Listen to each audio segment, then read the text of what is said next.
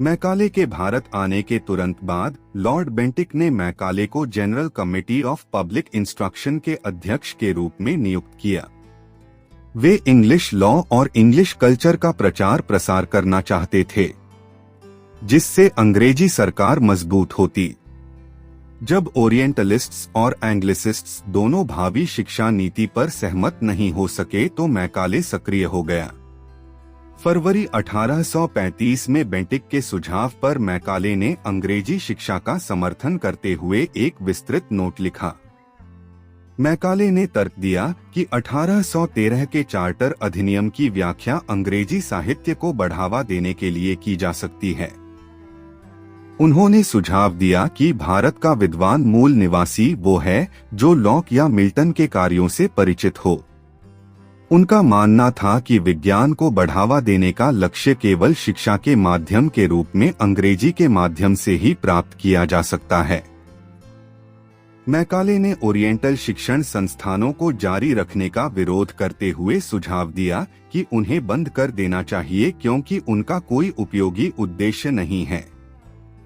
उन्होंने कथित रूप से स्वस्थ स्थान पर एक सेनेटोरियम के निर्माण की सादृश्यता का उपयोग करते हुए कहा कि यदि परिणाम उम्मीदों पर खरा नहीं उतरता है तो इसे खुला रखने की कोई प्रतिबद्धता नहीं है।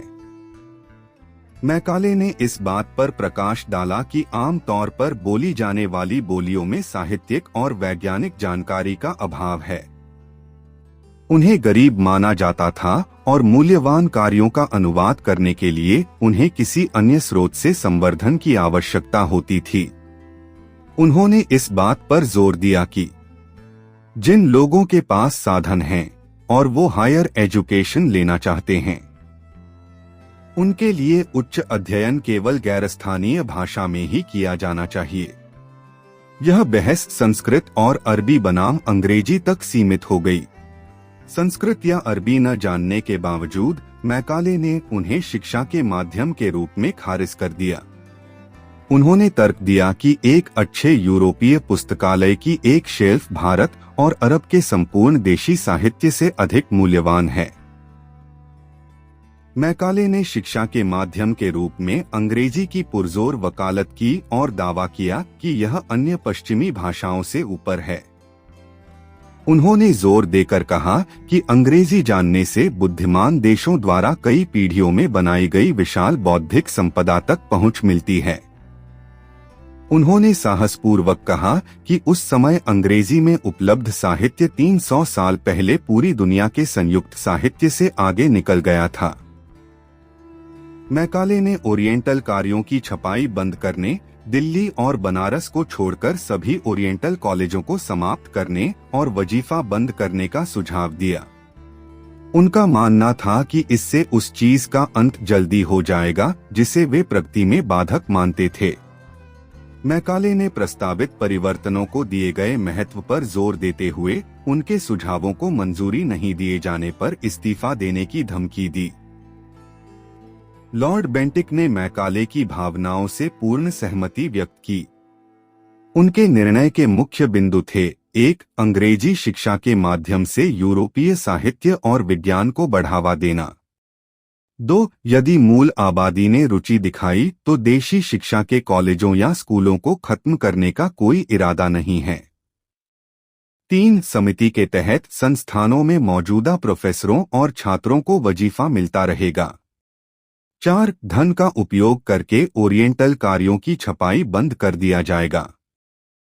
5. लॉर्ड बेंटिक ने निर्देश दिया कि सुधारों के परिणामस्वरूप प्राप्त धन का उपयोग अंग्रेजी भाषा के माध्यम से मूल आबादी को अंग्रेजी साहित्य और विज्ञान का ज्ञान प्रदान करने के लिए किया जाना चाहिए।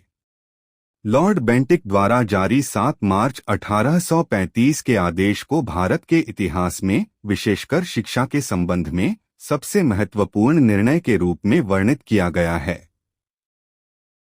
आधिकारिक तौर पर अंग्रेजी शिक्षा की शुरुआत का श्रेय थॉमस बबिंगटन मैकाले को दिया जाता है।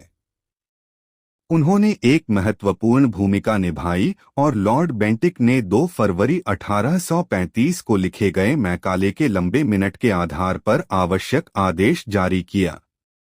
लंदन में कोर्ट ऑफ डायरेक्टर्स से पूर्वानुमति प्राप्त किए बिना अंग्रेजी शिक्षा शुरू करने के बेंटिक के फैसले ने भारत में उनके राजनीतिक करियर को बड़े खतरे में डाल दिया। ईस्ट इंडिया कंपनी के नियमों के अनुसार ऐसे महत्वपूर्ण कार्यों के लिए अनुमोदन की आवश्यकता होती थी।